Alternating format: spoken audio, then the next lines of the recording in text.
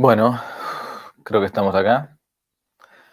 Muy bien, muy buenas tardes, queridos amigos de Que No Te La Cuenten, aquí una vez más con la catequesis para bárbaros, el catecismo para bárbaros. Hoy es una clase larga, espero llegar a tiempo con la hora de siempre, pero quizás se nos hace un poquitito más larga porque hay que hacer toda una introducción, digo, a lo que son los mandamientos de la ley de Dios, ¿no? Bueno, pero antes, como siempre, evidentemente tenemos que comenzar como Dios manda, que es con una pequeña oración. Comenzamos con la oración entonces. En el nombre del Padre, y el Hijo, y el Espíritu Santo. Amén. Señor Jesús, fuente de luz y sabiduría y principio de todo cuanto existe, dígnate infundir en las tinieblas de mi inteligencia un rayo de luz. Dadme agudeza para entender, sutileza para interpretar, memoria para recordar, facilidad de palabra para expresar lo aprendido. Que todas mis acciones sirvan para glorificar al Padre en el Espíritu y aumentar mi amor para bien de los demás. Te lo pido por medio de Jesús y María, Madre tuya y mía. Amén. Santo Tomás de Aquino, ruega por nosotros. En el nombre del Padre, y del Hijo, y del Espíritu Santo. Amén. Bueno, muy bien, aquí estamos. ¿Cómo andan todos? Em, Comienza ahora, después hemos dejado de lado el tema de todo aquello en lo que hay que creer, es decir, el credo. Y ahora comienza el tema de los mandamientos, ¿no? Los mandamientos de la ley de Dios. Los mandamientos de la ley de Dios que no son los mandamientos del hombre, no son los mandamientos de la ONU, no son los mandamientos de la Agenda 2030, no son los mandamientos de la Carta de la Tierra, no son los mandamientos del nuevo orden mundial, son los mandamientos de Dios, ¿no? Dios nuestro Señor, creador del cielo y de la tierra, ¿no? Bien, entonces, hasta ahora hemos venido viendo ese, ¿cómo se le llama? El símbolo de los apóstoles, el símbolo, el credo, ¿no? Lo codificado, las verdades elementales de la fe. Decía Chesterton que los católicos somos personas que estamos de acuerdo en algunos puntos, pero que en el resto diferimos completamente. ¿Cuáles son los puntos? Los puntos del credo. Tenemos que estar de acuerdo con esto, los puntos del credo elemental. Sin embargo, del resto de las cosas podemos opinar. Hay cosas que son opinables en la iglesia, pero en las cosas que se creen y en las cosas que Dios ha mandado, no hay opinión posible, salvo que uno quiera opinar para decir, bueno, yo no creo en Dios, no me gusta. Bueno, empezamos ahora entonces con el tema de los mandamientos de la ley de Dios. Vamos a ver acá si es posible agregar nuestras diapositivas Ahí está, perfecto. Por las dudas que nos preguntan, ya estamos trabajando en el catecismo. Dios mediante, esperamos antes de que termine el curso de catequesis para bárbaros de poder publicarlo en papel en Argentina, en Amazon en el extranjero. Así que bueno, Dios quiera que se pueda, ¿no?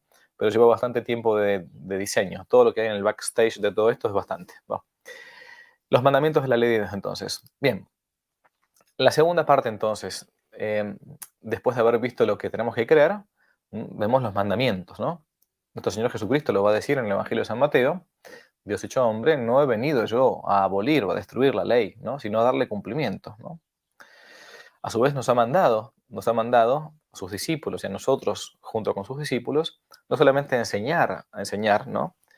Las cosas que él había enseñado, sino también a cumplir todo lo que él había mandado, ¿no? Había mandado.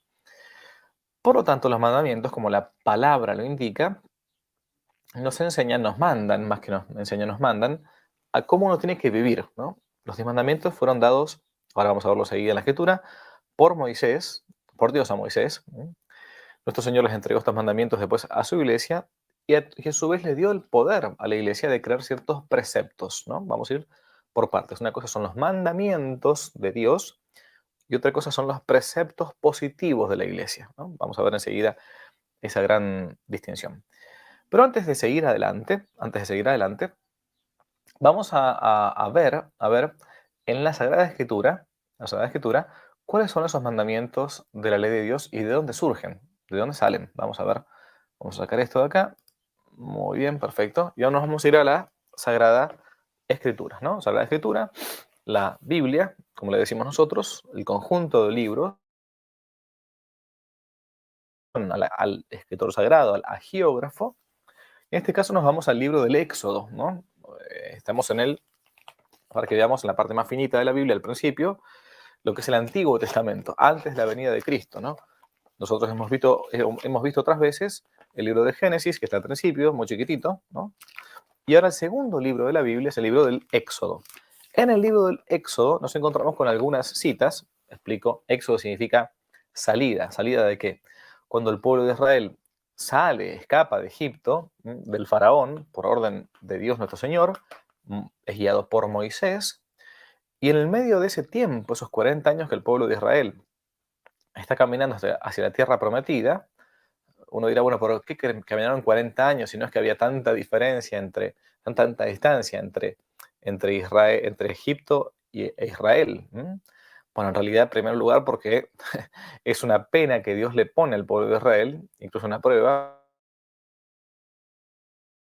Por otro lado, a su vez, porque no había GPS. Entonces no era que, muy fácil, muy sencillo, en un par de semanas quizás o en un par de meses llegamos, ¿no? Los hace errar por Israel, por como también análogo a lo que sucede en la vida cristiana, ¿no? Estamos como en este valle de lágrimas, errando hasta llegar finalmente al cielo. Bueno, en el libro del Éxodo, Dios nuestro Señor mm, utiliza a Moisés, aprovecha a Moisés como el caudillo, a su vez el autor del Pentateuco, aún del libro del Éxodo, es lo que se conoce por la tradición de la iglesia, y le va comunicando ciertas verdades. Y una de estas son los 10 mandamientos. Bien, vamos a ver entonces, em, vamos al capítulo, por ejemplo, vamos al capítulo 32 del libro del Éxodo, ¿no? Y leo esta parte. Dice, sube Moisés al monte Sinaí, baja del monte con 2 tablas del testimonio en su mano. Tablas escritas por ambos lados, por una y otra cara estaban escritas. Las tablas eran obra de Dios y la escritura era escritura de Dios, ¿no? Grabada sobre las tablas. Bien, cuando bajan del campamento al campamento, bien, se encuentran con que, esta parte no puedo detenerme demasiado, pero se encuentran con que el pueblo de Israel se había impacientado y se había creado un becerro de oro, ¿no? Un animalito de oro, con las alianzas, con las cosas de oro que tenían, como para decir, ya que Moisés no baja del monte, al menos hagamos un Dios a nuestra propia medida. La gran tentación del hombre, hacerse un Dios a su propia medida. Bien, ¿qué sucede?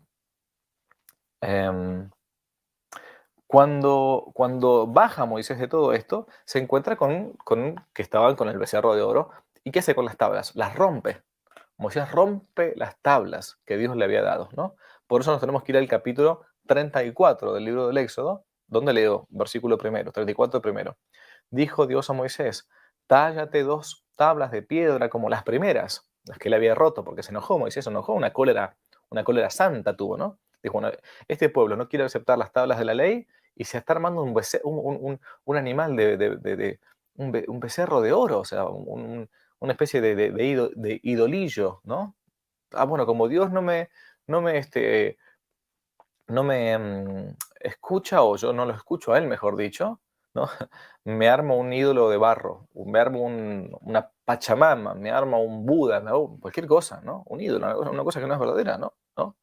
Bien, entonces rompe las tablas. Entonces Dios le dice a Moisés, capítulo 34, Dios dijo a Moisés, tállate 2 tablas de piedras como las primeras, y yo escribiré sobre estas tablas las palabras que había en las primeras tablas que quebraste, ¿no? Bien. ¿Cuáles son las tablas cuáles eran las palabras que decía la primera tabla? Nos vamos al capítulo ahora del Éxodo, capítulo 20, donde se promulga el decálogo, las 10 palabras, ¿no? Las 10 frases, los 10 mandamientos, ¿no? Bien, no voy a leerlos ahora enseguida, no voy a explicarlos a todos enseguida, pero sí los voy a leer rápidamente.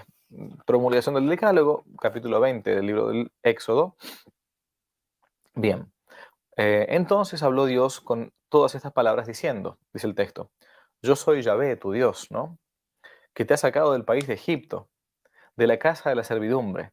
No tendrás otros dioses delante de mí, no te harás escultura ni imagen alguna de lo que hay arriba en el cielo, ni de lo que hay debajo en la tierra, de lo que hay en las aguas debajo de la tierra. No te postrarás ante ellas ni les darás culto, porque yo soy Yahvé tu Dios, un Dios celoso, que castigo la iniquidad de los padres en los hijos hasta la tercera y cuarta generación de los que me odian, y que uso la misericordia hasta 1000 generaciones. Bien. No tomarás el nombre de Yahvé en vano, porque Yahvé no dejará sin castigo a quien tomare en vano su nombre. Acuérdate del día de sábado para santificarlo. 6 días trabajarás y harás todo el trabajo, pero el día séptimo es el día de descanso consagrado a Yahvé. No hagas ningún trabajo, ni tú, ni tu hijo, ni tu hija, ni tu siervo, ni tu sierva. Honra a tu padre y a tu madre para que se prolongue tu vida sobre la tierra. No matarás, no cometerás adulterio, no hurtarás, no levantarás falso testimonio contra tu prójimo, no codiciarás la casa de tu prójimo, tampoco la mujer de tu prójimo, ni su siervo ni su sierva. Bien, en fin. Si uno puede fijarse en la Sagrada Escritura, los mandamientos de la ley de Dios se van a narrar de un modo quizás distintos, el decálogo, de como hoy por hoy lo tenemos. Los digo rápidamente. Amar a Dios sobre todas las cosas, no tomar su santo nombre de Dios santo nombre de Dios en vano, santificar las fiestas, honrar padre y madre, no matar, no cometer actos impuros, no hurtar o robar, no levantar falso testimonio ni mentir, no desear la mujer de tu prójimo y no codiciar los bienes ajenos. O sea, esa enumeración, quizás distinta del texto del libro del Éxodo, se ha codificado en base a otros textos también, por ejemplo, del Deuteronomio, y a los textos que también nuestro Señor, y a las frases que nuestro Señor Jesucristo mismo utilizaba, ¿no? Bien, la Iglesia, con el tiempo, sobre todo a partir de San Agustín, gran padre de la Iglesia del siglo IV, V, comienza ya a codificarlo ya resumidamente en 10 mandamientos, que son totalmente bíblicos. O sea, no es que uno dice, bueno, pero no estaban exactamente igual escritos así en ese orden, pero están colocados, sacados de la Sagrada Escritura y de la Sagrada Tradición para que nos queden de modo catequético, los 10 mandamientos. Bien, ahora sí, entonces, los 10 mandamientos provienen entonces de, de la Sagrada Escritura y de la Sagrada Tradición. Muy bien, perfecto. Em, y los 10 mandamientos hasta se podrían resumir en dos, ¿no? En dos se pueden resumir los 10 mandamientos de la Iglesia. Porque al final de cuentas el catolicismo, el cristianismo es el camino hacia el cielo, ¿no? Los mandamientos nos guían ese camino, son como señales del camino, señales de tránsito, ¿no? Nos ordenan tomar el camino correcto y nos prohíbe tomar el camino incorrecto. Fíjense que, esto lo he repetido otras veces, pero vale la pena que uno se acuerde, los 10 mandamientos son prácticamente, cuando uno se los pone a analizar, esto, obviamente, en la conciencia, en el orden natural de cualquier ser humano, pero a partir del pecado original, se nos ha olvidado todo esto, se nos ha, por nuestras pasiones, por nuestros afectos desordenados, a veces como que nos cuesta, pero si uno se pone a pensar, ¿a quién le gusta que le mientan? A nadie. ¿A quién le gusta que lo maten? A nadie. ¿A quién le gusta que le roben? A nadie. ¿A quién le gusta que lo envidie? A nadie. Y los mandamientos son totalmente racionales. No hay ningún mandamiento irracional. Alguno podrá ser quizás más fácil de entender, más rápidamente deducible que otros. Y otros hace falta un ejercicio mayor de la inteligencia para decir, bueno, ¿por qué tiene que haber solamente el culto a un solo Dios y no a muchos dioses? Entonces tengo que hacer el ejercicio de la inteligencia para darme cuenta que simplemente porque hay un solo Dios verdadero y el resto entonces no son dioses, son cosas falsas, ¿no? Son ídolos, ¿no? Son ídolos. Bien. Entonces, además de creer lo que Dios nos ha revelado, ¿qué otra cosa tengo que tener yo en cuenta para poder salvarme? Tengo que tener en cuenta lo que Dios ha mandado, ¿no? Porque Dios es Dios y yo soy yo, ¿no? Dios sabe más que yo. ¿Y cuáles son los dos grandes mandamientos de la ley? Porque yo recién enuncié 10 mandamientos de la ley de Dios. Sin embargo, estos 10 mandamientos se podrían resumir directamente en dos, ¿no? Los dos grandes mandamientos se resumen en dos. Primero, amarás al Señor tu Dios con todo tu corazón, con toda tu alma, con toda tu mente y con toda tu fuerza. Primer mandamiento. Y el segundo, amarás a tu prójimo como a ti mismo. Amar es el más importante de los mandamientos, ¿no? El amor que ya hemos explicado, que es el amor, no el amor simplemente sensible, ay, te amo, no, no, no. Ese amor que implica querer el bien para el otro, ¿no? buscar el bien del otro. Y buscando incluso el bien del otro, uno mismo recibe el mismo bien. Bien. Entonces, el mandamiento de la ley de Dios, o los mandamientos de la ley de Dios se podrían resumir entonces en esos dos grandes mandamientos, el amor a Dios y el amor al prójimo. Y para amar a Dios, para amar a Dios, a nuestro prójimo y a nosotros mismos, hay que guardar los mandamientos. Los mandamientos de la ley de Dios, los mandamientos o preceptos de la iglesia, y hay que realizar también las obras llamadas de misericordia espirituales y corporales. Estoy haciendo una gran introducción antes de ir directamente en concreto a todos los mandamientos, ¿no?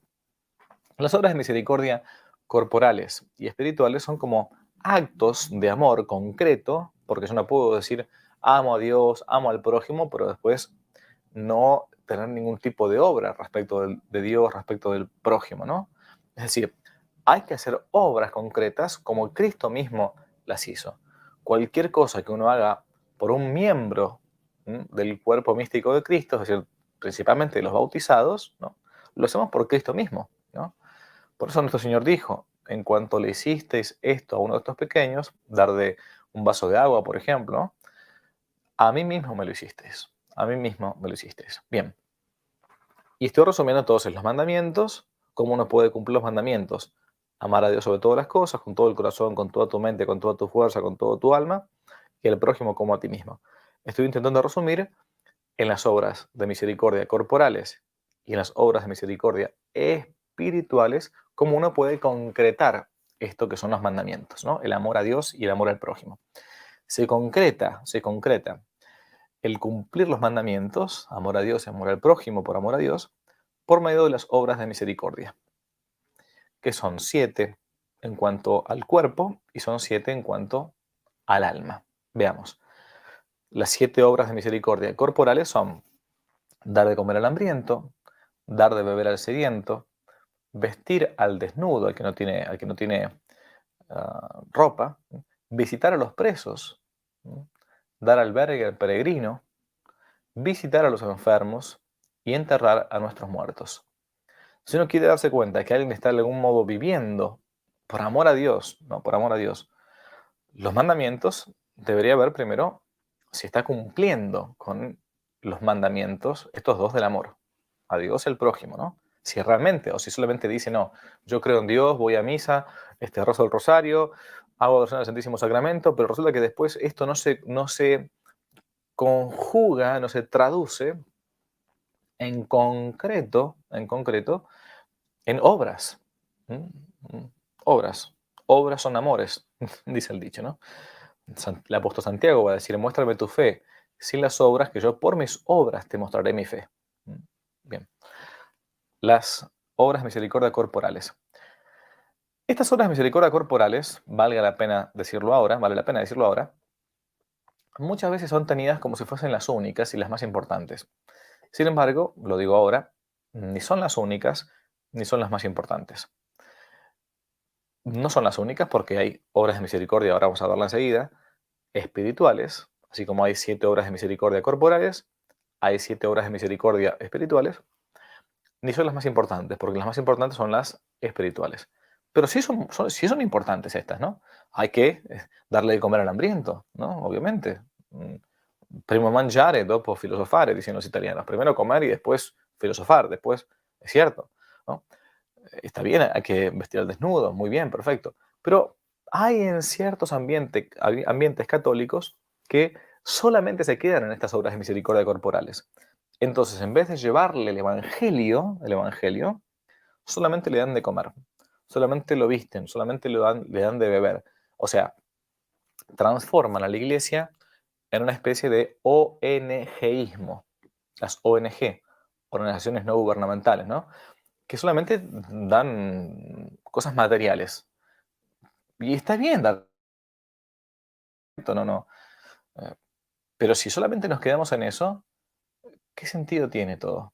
Es decir, también los comunistas lo hacen, también los masones lo hacen, también los ateos, los agnósticos lo pueden hacer todo eso.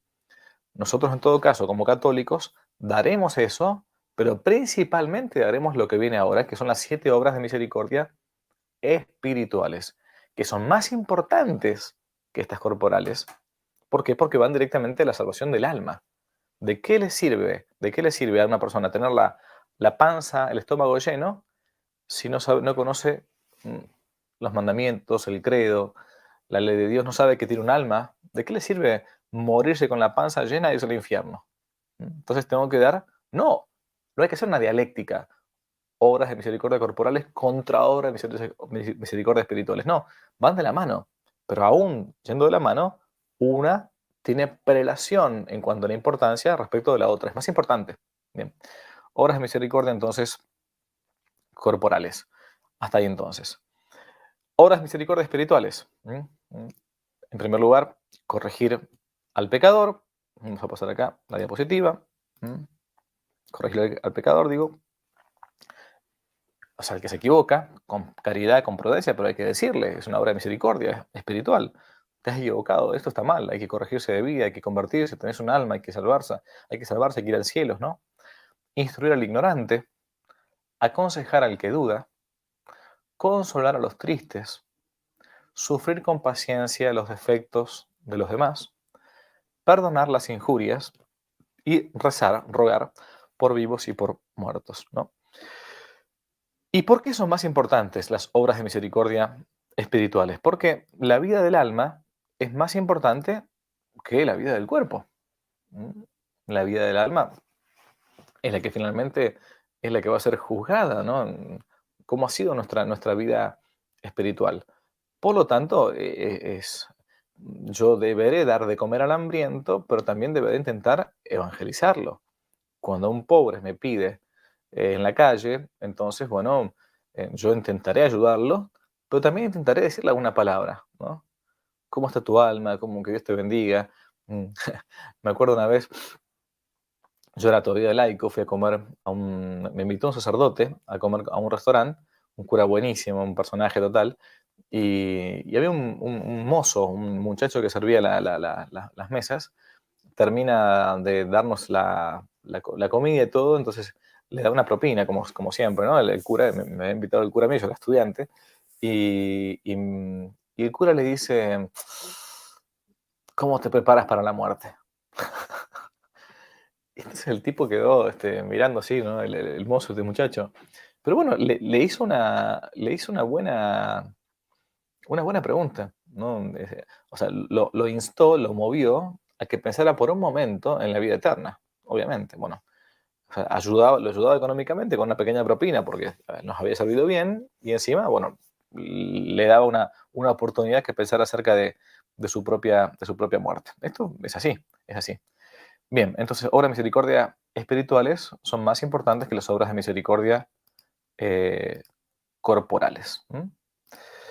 Bien, entonces, las obras de misericordia. Entonces, estoy resumiendo acá, los mandamientos de la ley de Dios se encuentran en la Sagrada Escritura, se encuentran en la tradición de la Iglesia, se podrían resumir en dos: amar a Dios sobre todas las cosas y al prójimo como a uno mismo, ¿no? Y se pueden concretizar respecto del amor a Dios y el amor al prójimo en las obras de misericordia corporales y espirituales. Bien, muy bien, perfecto. Ahora vamos a ver entonces, vamos a empezar a ver los 10 mandamientos. Hemos puesto nosotros el primer mandamiento, la ley de Dios, perfecto. Mm, ok. Esta cosa la voy a decir a propósito, ya que estamos acá. Eh, a ver, los mandamientos son las cosas que están mandadas de parte de Dios, ¿sí? Están mandadas. Sin embargo, Dios nuestro Señor también, aparte de tener mandamientos, ha dado consejos que no son obligatorios, son consejos. Son los que se llaman como los consejos evangélicos, ¿no? Son recomendaciones, ¿no? Nuestro Señor recomendó especialmente la observancia de los consejos evangélicos, la pobreza voluntaria, la castidad perpetua, la obediencia, ¿no? Es decir, son consejos evangélicos que no son para todos, son para algunos, y estos en concreto son aquellos que acompañan a lo que es la vida religiosa. Son los consejos evangélicos, ¿no? Es decir, que uno no está obligado a seguirlos para llegar al cielo. Hay mucha gente que tiene simplemente la idea de la vocación, de casarse, tener hijos, algunos que simplemente por diversas razones no se han casado o no se han podido casar, pero también Dios los está santificando de ese modo. Y hay ciertas personas que Dios les ha dado este don, es un don concreto de la vocación sacerdotal o vocación religiosa, ¿no? Y los ha llamado, puntualmente en la vida religiosa, a un estado de vida más alto, ¿m? Un estado de vida superior. Importante decir esto, ¿no? Es decir, que aquellos que están llamados a los votos, ¿no? O análogamente a la vida sacerdotal, Dios nos ha llamado a un estado de vida superior. Lo que no significa que por más que ese estado de vida sea superior, los que no estén en ese estado de vida sean como inferiores, son de segunda categoría, sean menos santos por necesidad. No, el estado de vida en abstracto es superior, es más grande, es más alto, porque Cristo nuestro Señor fue casto, pobre y obediente. Y a semejanza de Él, los consejos evangélicos que Él, al famoso joven rico del Evangelio, acá no me puedo dedicar al tema este demasiado, yo he escrito un librito llamado ¿Alguna vez pensaste? Que de hecho está disponible de modo gratuito en internet, acerca de la vocación sacerdotal y religiosa. Pero, o sea, Dios quise llamar a algunos para mayor intimidad a ese estado de vida, sacerdotal o religiosa. Estado de vida que por ser a semejanza suyo, de Jesús, es más alto en abstracto, en abstracto. Lo que no significa que todo cura o toda monja sean en concreto más santos que un laico. No. Significa que el estado de vida es más perfecto y que ese estado de vida también conlleva un cierto premio mayor si uno es fiel a eso. Pero puede suceder también que una persona soltera, laico o casada, pero, o sea, no sacerdota ni religiosa, sean más santos que un cura o una monja. ¿Por qué? Porque viven más fielmente sus deberes de Estado, su estado de vida matrimonial o laical, ¿no? Bien, pero Dios, nuestro Señor, sí recomendó, aconsejó el estado de vida, ese estado de vida más perfecto, ¿no? A ver si acá pasamos a la otra diapositiva, se va a ver mejor, ¿no? Esto está bien, dice el catecismo, muy bien, perfecto. Pero, a ver, perdón, pero esto está mucho mejor, ¿no? Esto está bien, está perfecto, quiero esa escopeta, perfecto, lo que sea. Pero San Francisco, ¿no? Tú puedes quedarte con todo aquello, yo quiero ser solamente de Cristo, ¿no? Está muy bien casarse con la persona que uno elija, etcétera, ¿no? Pero una monjita elige a Cristo mismo por su esposo, ¿no? Eso está mucho mejor. Y si es fiel, entonces, bueno, su estado de vida es más perfecto. Y bueno, ¿y cómo elegir? Yo acá estoy resumiendo nada más. Bueno, cada uno tiene que ver a dónde Dios lo llama. Todavía mientras tenga tiempo para verlo, porque una persona que ya está casada, una persona que ya es cura o es monja, ya está, no tiene nada más, mucho más para elegir, digamos, ¿no? Si se equivocó, tendrá que pedir perdón y aprovechar para santificarse de ese modo, ¿no? Pero si uno tiene que decidir esa vocación sacerdotal o religiosa o matrimonial, tiene que pensar, haciendo una cosa, un resumen rápido, cuál es el modo más fácil, más sencillo, más rápido que con mis virtudes y con mis vicios, mi modo de ser, digamos, yo puedo llegar al cielo. Entonces, y pedirle muchas luces a Dios, ¿no? Para que Dios me inspire, me diga, por medio de lo que yo veo en la oración, por medio de las mociones del Espíritu Santo en mi alma, bueno, ¿cuál es el estado de vida que yo quiero? La inmensa mayoría de la gente entiende claramente, y está perfecto, que es al sacramento santo del matrimonio donde se va a santificar.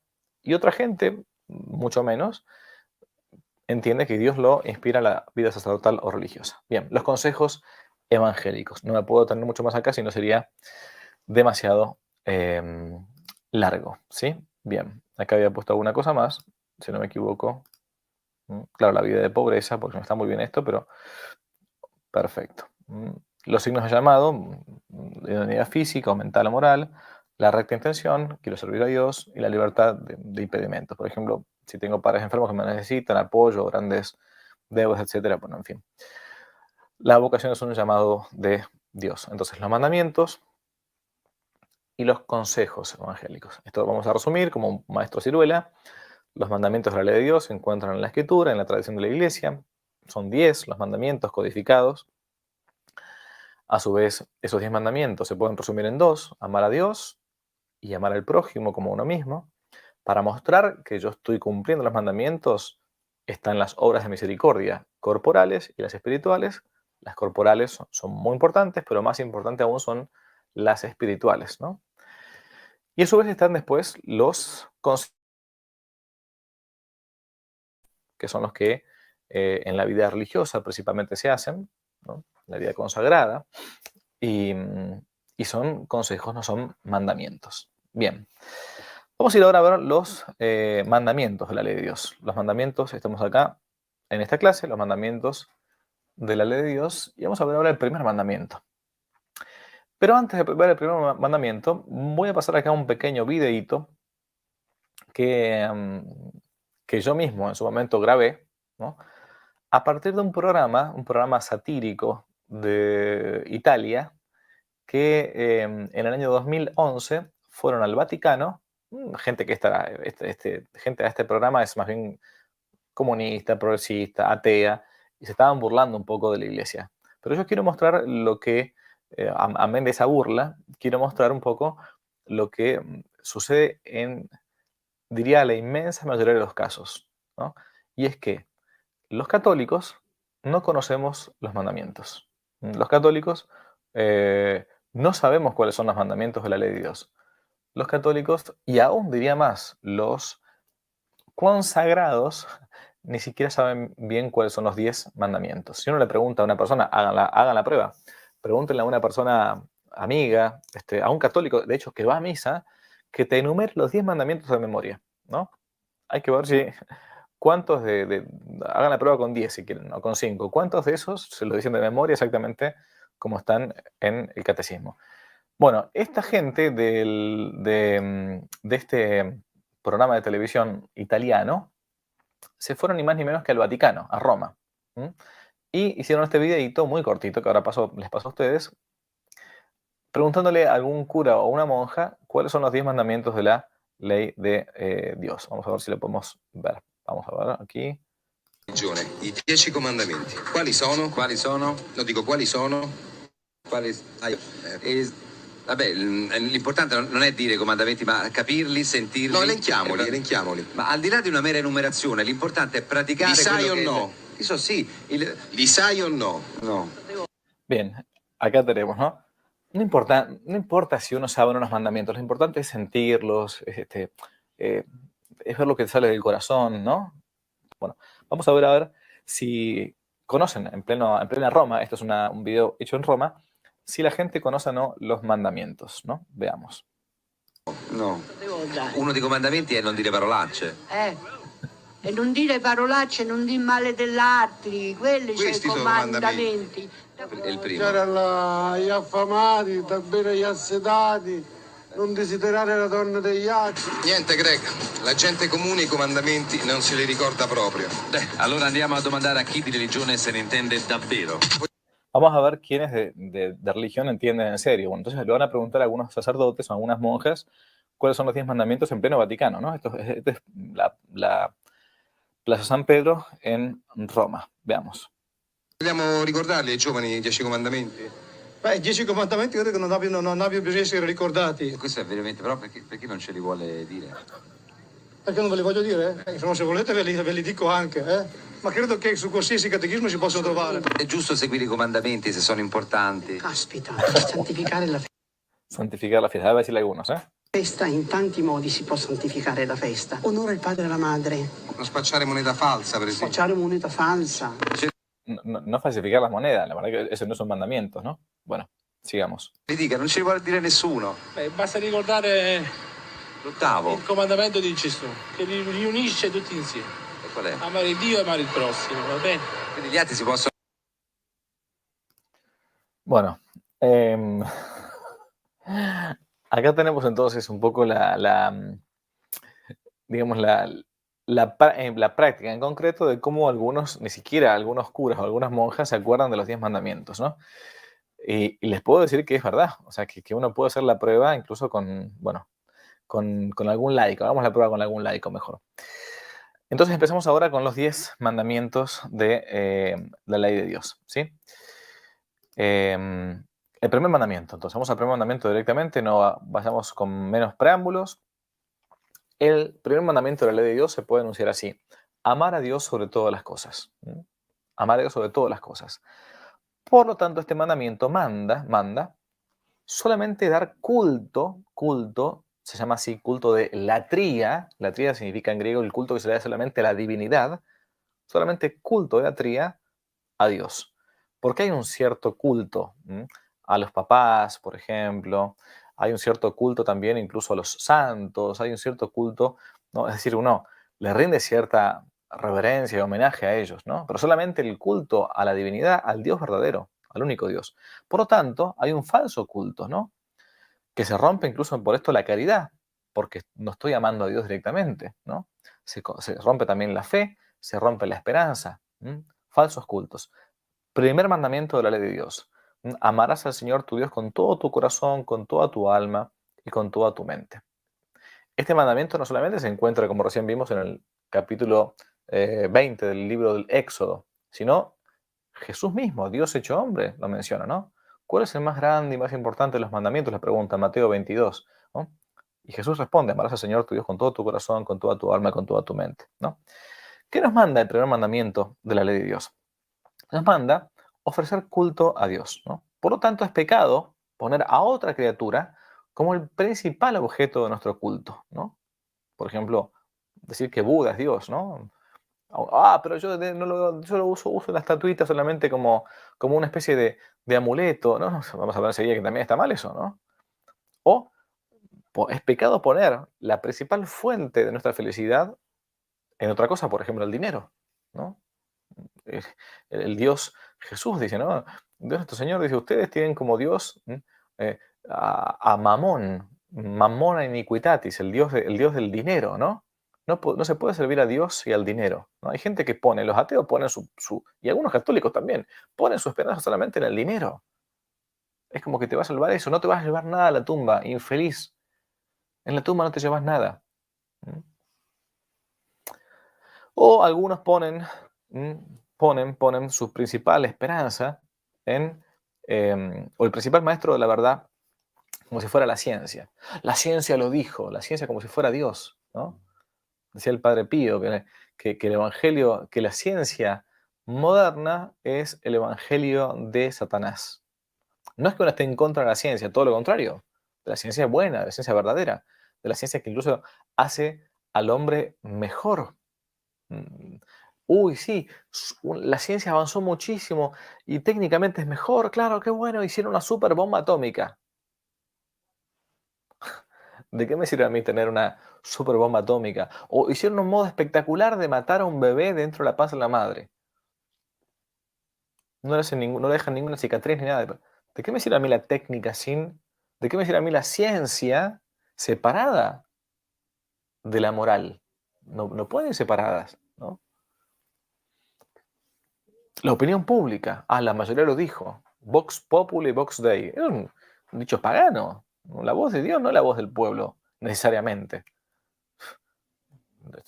A veces el pueblo dice las cosas que Dios quiere, pero a veces no las dice. La mayoría, la mitad más uno de una población, no puede decir lo que está bien o lo que está mal, lo que es verdadero o lo que es falso, ¿no? Ese famoso ídolo que tenemos de la democracia, ¿no? No, será un modo más o menos para manejarse totalmente espurio, todo lo que uno quiera, peor todavía cuando hay partidocracia metido en los partidos. Pero la mayoría no decide per se, la mayoría no es Dios, el pueblo no es Dios, ¿no? La mayoría no es Dios. Bien, entonces, em, perdón, me había ido, aquí estamos. Siguiente diapositiva entonces. Perdón. ¿Cómo damos culto a Dios? Damos culto a Dios por los actos de fe, de esperanza y de caridad, y adorándole y rezándole, ¿no? ¿Y a qué cosa me obliga ese primer mandamiento de la ley de Dios? Amar a Dios sobre todas las cosas. Me obliga primero por medio de la fe a esforzarme en descubrir lo que Dios me ha revelado, ¿no? Yo no puedo, amar a Dios y no conocer lo que Él dijo. Es como si uno, bueno, si yo creo en Dios, yo creo que mi papá fue mi papá, mi mamá fue mi mamá, pero nunca me he preocupado por saber quién fue mi padre, quién fue mi madre. La verdad que no estoy muy interesado en eso, ¿no? a creer firmemente lo que Dios ha revelado. En este caso porque Él mismo lo ha revelado. Ya lo hemos visto con la virtud teologal de la fe. La virtud teologal de la fe es aquella virtud infundida por Dios en el alma que nos hace creer en Dios y en las verdades que Él ha revelado. ¿Por qué Él lo reveló? Porque Él es Dios. Yo no soy Dios, ¿no? Tercero, a profesar nuestra fe abiertamente cuando sea necesario. Amar a Dios sobre todas las cosas implica, entre otras cosas, no tener miedo a presentarse como católico. Si yo amo a Dios sobre todas las cosas, no tengo que tener miedo ante el resto de la gente de mostrarme como soy. Fíjense que en este sentido, por más que sea una religión falsa, el musulmanismo, sea una secta cristiana, el evangelismo, los testigos de Jehová, el protestantismo, porque se separaron de la Iglesia católica, se separaron de la Iglesia de Cristo, en muchos casos estos, que son o bien idólatras o herejes o lo que fuere, o cismáticos, se han quedado con ciertas cosas en las que no tienen miedo de mostrarse. Por ejemplo, no tienen miedo de mostrarse públicamente como cristianos, algunos evangélicos. No tienen miedo de mostrarse como musulmanes los musulmanes. Y a veces los católicos, por ese virus que se nos ha metido en algunos lados, que es el catolicismo liberal o el liberalismo católico, algunos dicen, no, que es nefasto esto, ¿eh? Yo soy católico en mi vida privada, pero en mi vida pública me muestro como uno del montón, ¿no? No, un momentito. O uno es católico o no es católico. No se puede servir a Dios, señores. El que no está conmigo está contra mí, dice Jesús. El que no junta conmigo desparrama. ¿Mm? Bien, entonces, profesar nuestra fe abiertamente cuando sea necesario. ¿Mm? El que creyere se salvará y el que no creyere se condenará. En el santo bautismo se nos infunden las virtudes, ¿no? Bien, todo el mundo cree. Tenemos creencia en algo, tenemos puesta confianza en algo, tenemos fe humana en cosas, ¿no? Creerle a un niño, bueno, no siempre puede ser prudente. A veces algunos creen lo que dicen los hombres, lo que escriben, lo que dicen los maestros, se cree el sabio, ¿no? Pero creer a Dios es lo único seguro porque no puede ni engañarse a sí mismo, ni engañarnos, porque Dios es veraz. Dios es un Dios que no miente, no es como nosotros, ¿no? ¿Y quiénes son los que no creen? Los que no creen en Dios y por lo tanto no aman a Dios. Los soberbios, los falsos sabios, ¿no? Por eso dice el Evangelio de San Mateo, Jesús dice, ocultaste estas cosas a los sabios y prudentes. Jesús habla del Padre ahí. Te alabo, Padre, porque ocultaste estas cosas a los sabios y prudentes y las revelaste a los pequeñuelos. No a los pequeñuelos en el sentido de niñitos, ¿no? En el sentido de su inocencia, de humildad. Dios no va al corazón del soberbio. No va. Por eso Jesús dice, el que se hace como niño, del que se hace como niño es el reino de los cielos. En el sentido de la inocencia y la humildad. No está diciendo que uno tiene que hacerse un niño, un inmaduro, no está hablando de eso. Uno no puede disminuir su vida de vuelta, ¿no? Cuando habla de los niños, dejad que los niños vengan a mí porque de los que son como ellos, es el reino de los cielos. Y un niño es inocente, un niño es humilde. Habitualmente no se cree más de lo que es, algo que esté jugando. Bien. Un vicioso, todo aquel que obra mal aborrece la luz. Juan capítulo 3. Muchas veces la gente no cree o pone objeciones, no tanto porque no tenga el don de la fe, sino porque no le conviene creer. Nuestros pecados, nuestros vicios, especialmente los pecados de la carne, son la gran excusa para que mucha gente no crea. A veces uno encuentra algunos jóvenes o no tan jóvenes que ponen como objeciones a la fe y todo, y en realidad lo que quieren intentar hacer es justificar su propio pecado por medio de objeciones. Porque cuando uno responde a esas objeciones, y lo digo por una buena experiencia, mucha experiencia en esto, perdón, se da cuenta que por más que uno responda 1000 objeciones y 1000 preguntas, hay algo que nunca va a terminar de convencerle, y es su propia vida moral. Entonces yo, a veces cuando me hacen tantas objeciones, pongámosle un joven, un adulto, le digo, ¿sabes qué?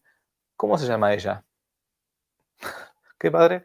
Sí, me estás planteando 1000 objeciones de por qué existe mal en el mundo, de cómo la Virgen pudo ser virgen, de cómo Dios se pudo ser hombre, etcétera, etcétera. Y yo respondí a todas. pero sigues con más objeciones. Entonces la pregunta es, ¿cómo se llama ella? ¿Con quién estás juntado? ¿Con quién estás viviendo en concubinato? ¿O cuándo vas a dejar tal vicio? Porque en realidad no son objeciones, ¿no? Son justificaciones. ¿Mm? El vicioso, el ignorante, blasfeman de lo que ignoran, dice la carta de San Judas capítulo 10. Algunos son simplemente ignorantes. Bueno, estos son los más fáciles de hacer amar a Dios, ¿no? Explicándoles, enseñándoles, si son humildes, entonces no soberbios, van a entender. ¿Y por qué creer en lo que no se ve? Cielo, infierno, juicio, ¿no? Purgatorio, en la confesión, en la vida eterna en general, ¿no? Bueno, porque hay cosas que Dios ha revelado Él mismo, y uno, aunque crea en lo que no se ve, en la que no se ve que fue revelado por parte de Dios, sabe que viene por autoridad divina. Nosotros creemos en muchas cosas que no vemos. Nosotros creemos en que nuestro abuelo fue fulano de tal. Nosotros creemos que San Martín cruzó los Andes. Nosotros creemos que Julio César existió y que Cleopatra existieron, pero jamás los hemos visto, ¿no? En general la ciencia histórica trabaja así, con una certeza que se llama así, certeza moral, ¿no? Yo no puedo recrear de vuelta la historia como en un laboratorio. Tenemos puesta nuestra creencia en muchas cosas que no hemos visto. Y en todas estas cosas, cielo, infierno, purgatorio, confesión, Papa, Virgen María, etcétera, no solamente que tampoco hemos visto, pero tienen mayor autoridad quien la ha revelado que un historiador. Claro que sí, tiene mucho más autoridad Dios mismo para revelar lo escrito en las Sagradas Escrituras, ¿no? Que un historiador que escribió la vida de San Martín, o de Napoleón, o de quien fuera. Es así. Bien, entonces, esa esperanza que uno tiene, ¿no? Nos obliga a confiar firmemente en que Dios nos va a dar la vida eterna y los medios para conseguirla. La caridad nos obliga a amar a Dios sobre todas las cosas, ¿no? Y eso, a su vez, la virtud de la fe debe ser cuidada haciendo frecuentes actos de fe.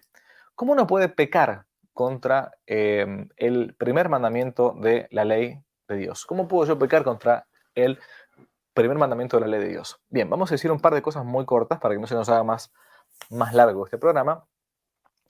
Pero uno puede pecar contra contra el primer mandamiento de la ley de Dios fabricándose dioses falsos.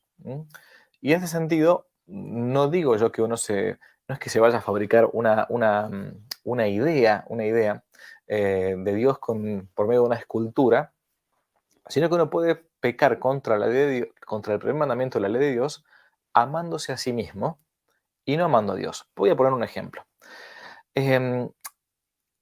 A veces hemos visto en algunos católicos que intentan armarse un Dios según su propia imagen. Y por lo tanto, lo que están amando no es al Dios verdadero, sino la propia imagen que tienen de Dios. Ejemplo. No, Dios es bueno, Dios es bondad infinita, Dios es misericordia infinita. ¿Cómo yo entonces voy a creer en un Dios vengativo que premia a los buenos y castiga a los malos en esta vida y en la otra, o mejor dicho, en la otra, ¿no? ¿Cómo voy a creer yo que Dios, siendo tan pero tan bueno, va a permitir el mal en el mundo? ¿Cómo voy a creer yo que Dios, siendo tan pero tan bueno, no va a permitir que ciertas personas que no cambian sus conductas morales se vayan al infierno? ¿Cómo Dios va a poder permitir todo eso? No, Dios es amor, Dios es misericordia pura, Dios es un papá bueno que nunca nos va a condenar. Dios no puede permitir que la gente sufra, Dios no puede mandar nunca un castigo físico, ni siquiera a una persona. Entonces yo me estoy creando, porque no por ignorancia, por soberbia o por vicio, por lo que fuera, me estoy creando un Dios a mi propia medida. Estoy haciendo, y ahí volvemos al principio, estoy haciendo de mi concepto de Dios no un concepto conforme a la realidad. Estoy haciendo un Dios a la carta. Así como cuando uno va a un restaurante, ¿no? Y pide la carta para empezar a comer. A ver, voy a comer o voy a comer ceviche, o voy a comer un asado, o voy a comer unos tacos, o voy a comer... Me hago un Dios a la carta. Entonces no puedo yo amar a Dios, al Dios verdadero, sino que comienzo a amar a ese becerro de oro que yo me creé en mi inteligencia. Me creé en mis deseos, porque no me conviene creer en ese Dios tal cual como Él se ha revelado. Primer modo entonces de pecar. No creer en el Dios verdadero y por lo tanto no amarlo. No amarlo, no poder amarlo porque estoy amando una, una farsa de Dios. Segundo modo de pecar contra este mandamiento. Coquetear, coquetear con los falsos dioses. Y en este coquetear con los falsos dioses, se podrían distinguir dos ámbitos bien marcados, ¿no? Uno, coquetear con los falsos dioses, bajo la excusa del ecumenismo o bajo la excusa del diálogo interreligioso. Ahora explicamos qué es eso.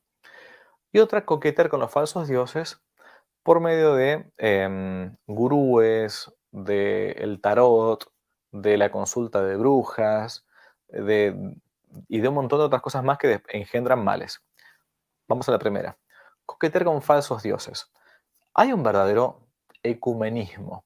El ecumenismo, como ha sido entendido siempre en la Iglesia, oikomene, lo que tenemos en común, digamos, es intentar hacer un diálogo con aquellos que son cristianos pero no católicos, evangélicos, testigos de Jehová, luteranos, anglicanos, lo que fuere, ¿sí? Pero que creen en Cristo, que tienen esa base, ecumenismo, buscar lo que nuestro Señor decía en el Evangelio de San Juan, rezo al Padre para que todos sean uno. No puede haber muchas, es un escándalo que haya muchas iglesias, es decir, muchos se han separado de la única iglesia verdadera que es la católica, ¿no? Entonces, el verdadero ecumenismo es intentar atraer a esos cristianos, no católicos todavía, a esos cristianos de la herejía hacia la fe verdadera, de la apostasía hacia la fe verdadera, del cisma hacia la fe verdadera, de vuelta, ¿no? Muy bien, bueno. Sin embargo, el falso ecumenismo que pulula por todos lados es juntarse con otros cristianos y que cada uno exponga su verdad, ¿no? Y estoy haciendo un mal porque no estoy cumpliendo con la obra de misericordia espiritual, que es corregir al que se equivoca. Yo tengo que intentar que un protestante se haga católico, tengo que predicarle al menos. Después, si su libertad no quiere serlo, bueno, en fin, es problema suyo. Tengo que intentar que un cismático vuelva a la comunión con la iglesia. Tengo que intentar que un apóstata deje de lado su apostasía y vuelva a la fe. Pero el ecumenismo no es el volverse más, volverse más protestante uno. No, el ecumenismo, al contrario, tengo que intentar atraerlo. Ese es un verdadero ecumenismo. Por lo tanto, un falso ecumenismo es un modo de ir contra el primer mandamiento. Amar a Dios sobre todas las cosas, ¿no? Al Dios verdadero. Al Dios verdadero. Bien. Segundo, el falso diálogo interreligioso. ¿Qué es el diálogo interreligioso? Es el diálogo que uno como católico puede tener con falsas religiones, desde las budistas, los musulmanes, qué sé yo, los pachamámicos, lo que sea, ¿no? ¿Para qué? Para atraerlos al Dios verdadero. Por ejemplo, es lo que hacían, no sé, los jesuitas cuando llegaron a América con los guaraníes. Les comentaban, bueno, miren, a ver ustedes, ¿en qué creen ustedes? Bueno, creemos en el Dios Sol, la tierra, lo que sé yo, lo que sea. Entonces los jesuitas decían, bueno, no, pero a ver, es verdad que son cosas buenas, la tierra, el sol, etcétera, pero hay un creador que está por encima de esto. Entonces el diálogo interreligioso se puede dar entre personas de otras religiones, de falsas religiones, me quiero decir, con la religión verdadera que es la católica, pero ¿para qué? Para atraerlo al catolicismo.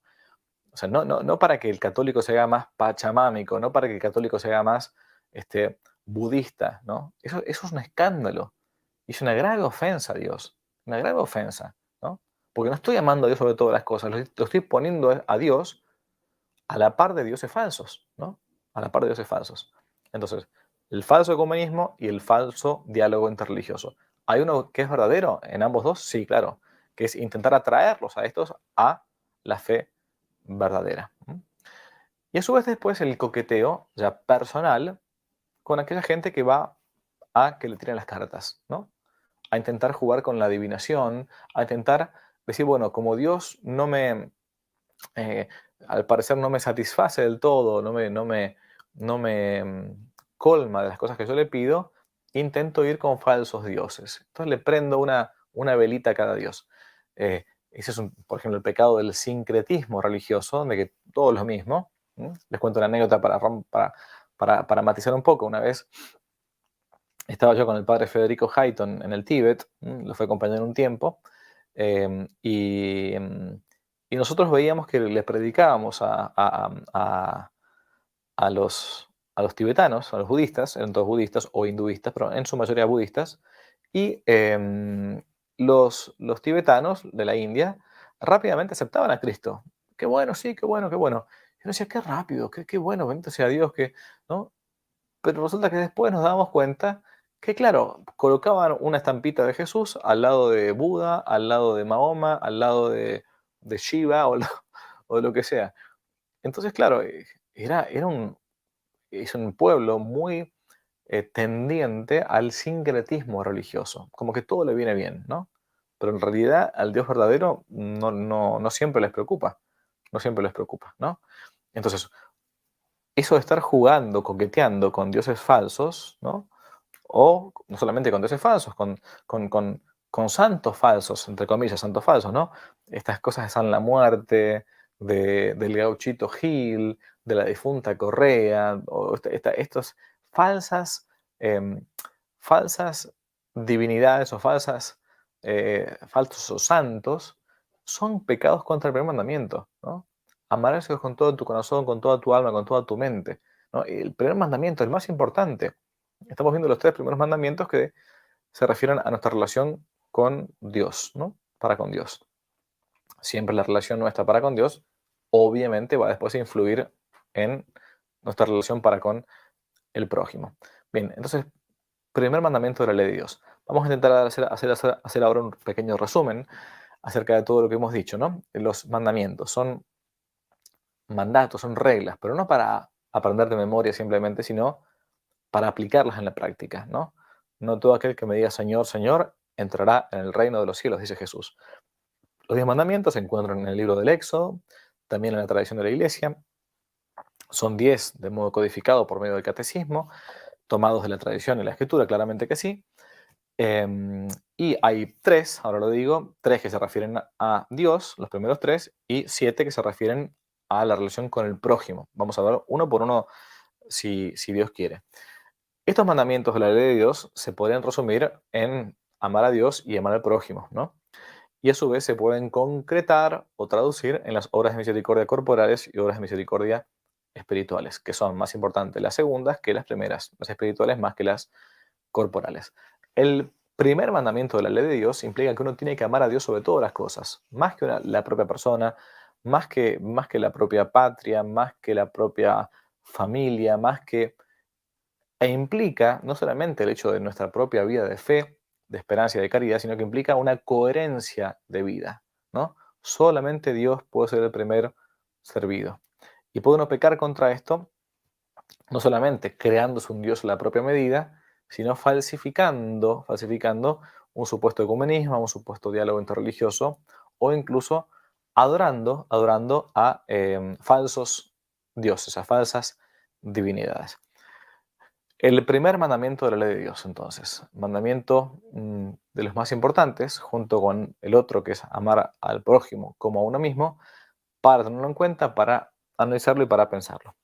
Vamos a terminar ahora haciendo una oración y dándoles la bendición. En el nombre del Padre, y del Hijo y del Espíritu Santo. Amén. Te damos gracias, omnipotente Dios, por todos los beneficios que hemos recibido de tu generosidad, a ti que vives y reinas por los siglos de los siglos. Amén. El Señor es con vosotros y con tu espíritu. Os bendiga Dios Todopoderoso, el Padre, el Hijo y el Espíritu Santo. Amén. Dios los bendiga mucho y si Dios quiere nos vemos en la próxima clase de la catequesis para bárbaros. Muchas gracias.